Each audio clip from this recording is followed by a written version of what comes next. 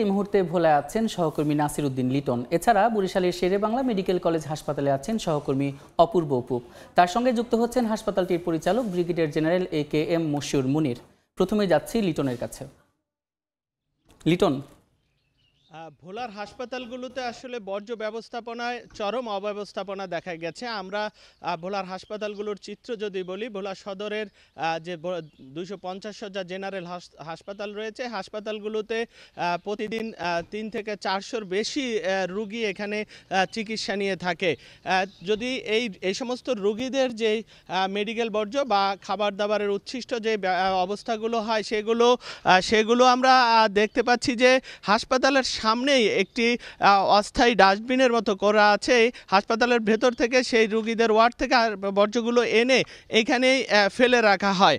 হাসপাতাল কর্তৃপক্ষ জানিয়েছে যে তাদের কর্মীরা এই বর্জ্যগুলো এখানে রাখা, এখান থেকে প্রতিদিন পৌরসভার যে ময়লা পরিষ্কারকারী দল রয়েছে তারা এখান থেকে এগুলো নিয়ে অন্যত্র ডাম্পিং করার কথা। কিন্তু বাস্তব চিত্র যেটি হচ্ছে সেটি পৌর কর্তৃপক্ষ সপ্তাহে 1 দিন কিংবা 2 দিনের বেশি এখানে আসলে এইভাবে ময়লাগুলো নিচ্ছে না। তো ফলে এই ময়লাগুলো এই রাস্তার উপরেই পড়ে আছে, যত্রতত্র ফেলে রাখা হচ্ছে।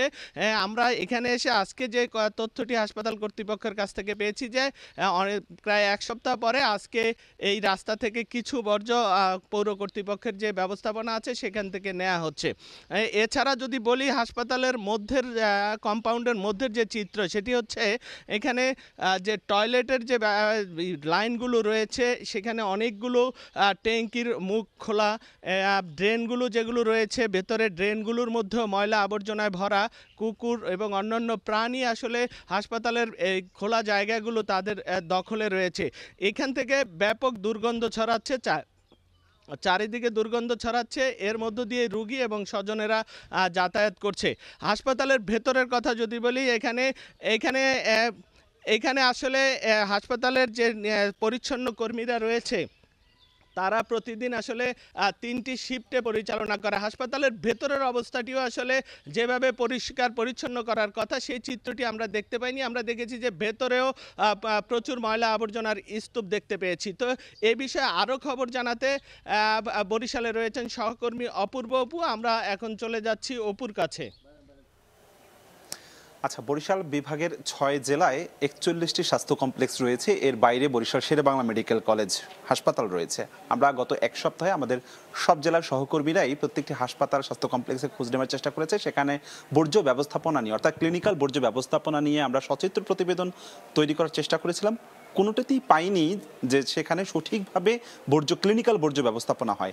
আমরা এই বিষয়ে বিস্তারিত কথা বলবো।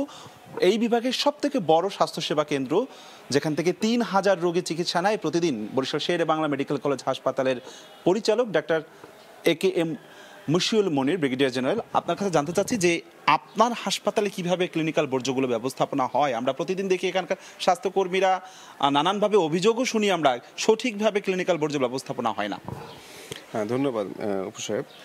বেসিক্যালি হাসপাতাল থেকে যে ওয়েস্ট বর্জ্য তৈরি হয় এটা 2 ধরনের। একটা হচ্ছে মেডিকেল ওয়েস্ট, যেটা আপনার ইনফেকশাস এবং এই ধরনের জীবাণু থাকতে পারে, ভিতরে অনেক ধরনের শার্প আইটেম আছে, মেডিকেল অঙ্গ প্রত্যঙ্গ থাকে।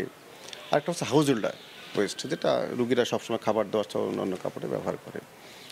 তো যেটা করা হয় যে উৎসস্থলে 2 ভাগে ভাগ করে ফেলতে হবে। প্রথমে মেডিকেল ওয়েস্টটা একটা বিনে বসবে, আর ভাগ করা আছে বিভিন্ন কালার কোড আছে, WHO কালার কোড, যদিও এটা ম্যাক্সিমাম জায়গাতেই নাই।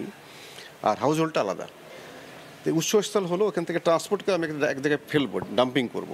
সে ডাম্পিং আগে আমাদের এখানে একটা ছিল, এখন আমরা 3টা করেছি। তারপর ওখানে একটা জমা থাকবে, তারপরে ওখান থেকে ডিসপোজ অফ হবে।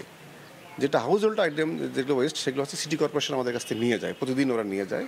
আর যেগুলো মেডিকেল ওয়েস্ট সেটা আমাদের এখানে একটা ইনসিনারেটর আছে, সেখানে আমরা ব্যবহার করি। বাট অন্যান্য জায়গাতে যে ঢাকা সহ অন্যান্য ডিভিশনাল শহরগুলোতে অনেক ক্ষেত্রে আপনার প্রিজম বাংলাদেশ লিমিটেড একটা কোম্পানি আছে যেটা সরকার কর্তৃক মনোনীত। এরা এই মেডিকেল ওয়েস্টটাকে ওদের মধ্যে করে নিয়ে যেয়ে ওরা একটা ইনসিনারেটর করে এবং সমস্যা হয় না। বাট এইখানে যেহেতু প্রিজম কাজ করে না, এই জন্য আপনার ডিজি হেলথ থেকে আমাদের একটা দেওয়া আছে ইনসিনারেটর, এবং এটা যথেষ্ট সক্ষম এবং বড় একটা ইনসিনারেটর। সেখানে আমরা মেডিকেল ওয়েস্টটা ডিসপোজ অফ করতে পারি। বাট মূল সমস্যাটা হচ্ছে উৎসস্থলে যেখানে আপনার ওয়েস্টটা জেনারেট করতে, সেখানে যদি আমরা সেগ্রিগেশন ঠিক করতে না পারি, তাহলে কিন্তু এটাই যে মিক্সিং হবে এবং ইনফেকশনের চান্স অনেক বেশি থাকবে। প্রশ্নটা তো সেখানেই, একটি হাসপাতালেও কি সেটি আলাদা করা হয়? এটা গভর্নমেন্টের সিস্টেম আছে, সিস্টেম তো আছে, কিন্তু সেটা আসলে কার্যকর আছে কিনা? কার্যকর আমি ম্যাক্সিমাম জায়গাতে পাই না, কারণ এখানে WH এর কালার কোড আছে, 4টা কালার কোড। কোথায় শার্প কোথায় ধারালো রাখতে হবে, কোথায় অর্গান রাখতে হবে এবং কোথায় নর্মাল জিনিস রাখতে হবে, লাল, সবুজ, হলুদ এবং নীল, কালো। তো এগুলো আসলে ওইভাবে মেনটেন করা হয় না এবং ম্যাক্সিমাম জায়গাতে আমি পাইনি।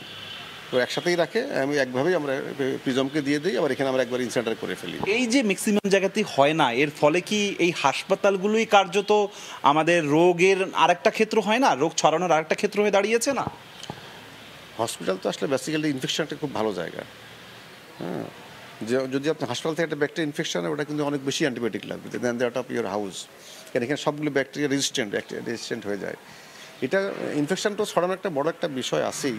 তার চেয়ে তো বড় বিষয়টা হচ্ছে যখন এই যে ক্যারি করে এলাকাটা দূষিত হয়ে যায় এবং ইভেন যেখানে থাকে সেখানে দুর্গন্ধ, এটা তো খুব পচনশীল জিনিস এগুলো। তো এখন আসলে উৎসস্থলে যদি আমরা খুব এটা একটু ডেভেলপ করতে পারতাম, এটা হবে আস্তে আস্তে। আপনার এই পয়েন্টে আমরা কিন্তু এটাও দেখেছি, যারা পরিচ্ছন্নতা কর্মী তাদের কারোরই আমরা দেখিনি এমনটা যে সুরক্ষা সামগ্রী পরে, সুরক্ষা সামগ্রী ব্যবহার করে। আপনার কি কখনো নজরে পড়েছে, কিংবা আপনার কি কখনো পরিকল্পনা আছে কি না যে এদেরকেও সুরক্ষার আওতায় আনা? আচ্ছা, এদেরকে আমরা সাপ্লাই করি, এদের প্রতি বছর আমরা কিনিও, গামবুট বলেন, হ্যান্ড গ্লাভস বলেন, মাস্ক বলি। বাট ওরা কাজ করে ওভার কনফিডেন্ট হয়ে গেছে, অনেক সময় ওরা পড়ে না, বাট ম্যাক্সিমাম ক্ষেত্রে ওরা গামবুটটা পরে দেখছি আমি, আর গ্লাভসটা পরে, যেগুলো মেডিকেল যখন ব্যবহার করে তখন পরে, অনেক ক্ষেত্রে আবার সার্জিক্যাল গ্লাভসও পরে দেখি। বাট যেভাবে করার কথা সায়েন্টিফিক ওয়েতে, এই ট্রেনিংটা আমাদেরকে দেওয়া হয়নি কখনো, আর ওইভাবে যে করেও না, এটা আসলে পুরো প্রসেসের ব্যাপার। হ্যাঁ, বাট হবে আস্তে আস্তে। তাহলে আমরা বলতে পারি যে আপনার আলোচনা থেকে এবং সচেতন প্রতিবেদন থেকে, অনুসন্ধানী প্রতিবেদন হয়েছে আমাদের, এই সেক্টরটা আসলে সম্পূর্ণটাই অরক্ষিত, সুরক্ষিত নয়। কি করা উচিত এই জায়গাটাতে? আসলে অরক্ষিত বললে পুরোপুরি সঠিক হবে না। কেন হবে না? গভর্নমেন্ট এটার উপরে প্রচুর ট্রেনিং দিয়েছেন, ইকুইপমেন্ট কিনেছেন, বিনিয়োগ করছেন, কিন্তু বিনিয়োগ তো করেছে, কিন্তু বাস্তবতায় কার্যকর তো নেই। কার্যকর আসলে যে পরিমাণ হয় কি, একসাথে যখন সাবান করতে যাবেন, এটা ভেরি ডিফিকাল্ট। এই জন্য আসলে যে ছোটো ছোটো আকারে করতে পারলে ফুল ফ্লেজে ট্রেনিং করে এদিকে অভ্যস্ত করতে হবে। আমি বললাম 1 মাস করলাম না, এটা পিরিয়ডিক্যাল ট্রেনিং অভ্যাসের অংশ করে ফেলতে হবে। এটা যদি করা যায়, তাহলে আপনি আস্তে আস্তে পুরো বাংলাদেশ কভার করতে পারবেন। একসাথে সব বাংলাদেশ করতে গেলে এটা কখনোই সম্ভব না। ধন্যবাদ। একজন অভিজ্ঞ ডাক্তার, তিনি যেমনটি প্রস্তাবনা দিয়েছেন, ধাপে ধাপে যদি শুরু করা যায় এবং সেটি বরিশালের অঞ্চল থেকে যদি শুরু করা যায়, তা ভবিষ্যতে সবার জন্য স্বাস্থ্যের সুরক্ষা হবে, সবাই নিরাপদে থাকবে, পরিবেশের বিপর্যয় হবে না। আপাতত আমার কাছে এতটুকুই খবর ছিল। বরিশাল বিভাগের স্বাস্থ্যসেবা কেন্দ্রগুলোর খবরাখবর জানাতে সরাসরি যুক্ত ছিলাম বরিশালে, তার আগে ছিলাম ভোলায়।